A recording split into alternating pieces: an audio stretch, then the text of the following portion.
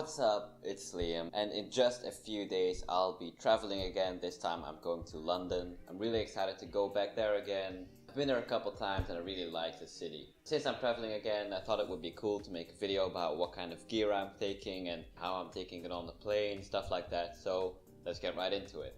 So first things first, let's talk about my travel backpack. This is the Aer SF Travel Pack. It's kind of the bigger brother of the Aer SF Duffel Pack.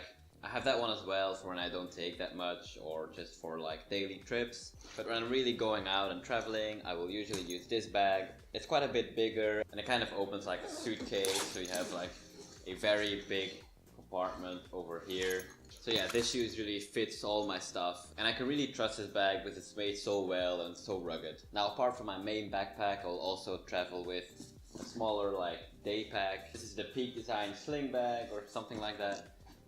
It just wraps around your shoulder and it's really just a photography bag, so it kind of carries all my photo gear, my lenses and my camera. But it is way more convenient to have something small like this so you can head out in the city without lugging around a real big backpack like the travel pack that I talked about just a moment ago. So yeah, the Peak Design Sling bag, really handy when it comes down to walking around in the city. Alright, now let's talk about the camera that I'll be taking. I've been shooting with the EOS M50, so this is my main camera that I take on trips. I personally really like this camera, even though it's pretty cheap considering it's below like 600 euros here. So yeah, I think this is a really good deal when it comes to cameras. You can get yourself a good kit for under $1,000. I do actually have two of those. This is one of them and the other one I'm currently filming on. I usually have one designated to photos and one designated to video, just so I don't have to switch them out all the time, because it gets a bit annoying as you're walking through the cities. So it's really nice to just have one that's dedicated to photos, so you know you'll always have the right lens for that. And then one is designated to video, so you'll know that has the video lens on it. Talking about lenses, I actually only have a few. First of all, I've got the kit lens right here. It's a 15-45. This is the lens I usually use for video, because it's pretty versatile and it's wide enough to do some vlogging. Two other lenses I take on my travels are the 7 Artisans 25 1.8. It's a really nice fully manual lens.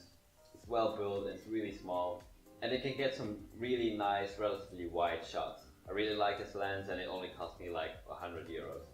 I'll also have my zoom lens with me. This is the Canon EF-S 55-250. I don't really use this lens all that much because I mostly do architecture and street photography, but whenever I feel like I need a little bit of a longer reach or some more compression, I can put this lens on. It's not super fast, it's like f4 to f5.6, but it gets the job done. Also keep in mind, because this is an EF-S lens, I have this adapter with me to adapt the EF-S or EF mount to my EF-M mount. Lastly, I also take my Canon 50mm f1.8 lens. That's the one I'm filming on right now. I currently have it coupled with the Viltrox Speed Booster, so it gives me kind of a full frame field of view, so the 50mm is actually a 50mm instead of having it be like a 75mm equivalent on APS-C.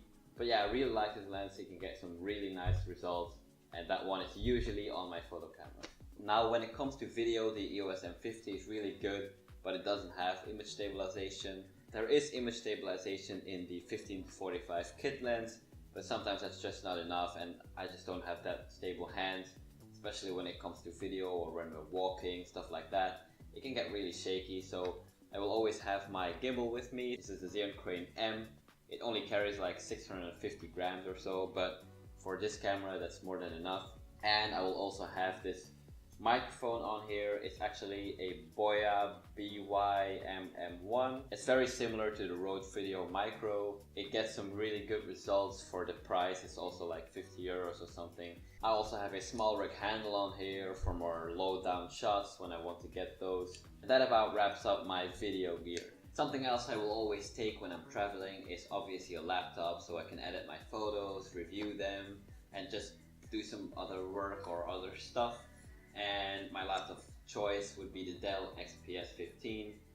It really is a nice laptop. It's not super thin, but it's thin enough to take it basically everywhere, and it's also really powerful. I still have the old model though. There's a new model, the 9570, which is slightly faster than the one I have now, but that's fine by me. Also, this is not actually my personal laptop, this is my work laptop, but I also have a personal Dell XPS, which is behind me.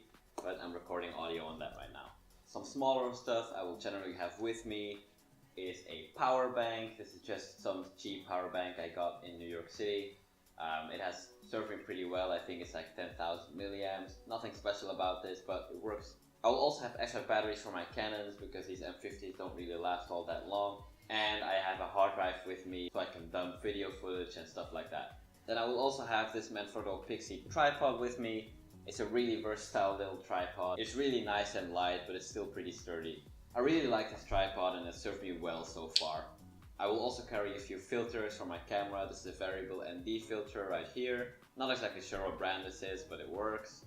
And I also have a polarizing filter. Last but not least, I also have the GoPro Hero 7 Black. I got this like half a year ago or whenever it was released. I will generally use this in spaces where I can't really use my big camera rig and where this is just a lot more practical. Having the whole gimbal setup is nice, but it's not always practical. So that's why I have this little guy. Alright, and that kind of wraps up the tech side of things. I hope you thought it was somewhat interesting to see what kind of gear I shoot on and what kind of camera I use, stuff like that. And I'll see you guys in the next one.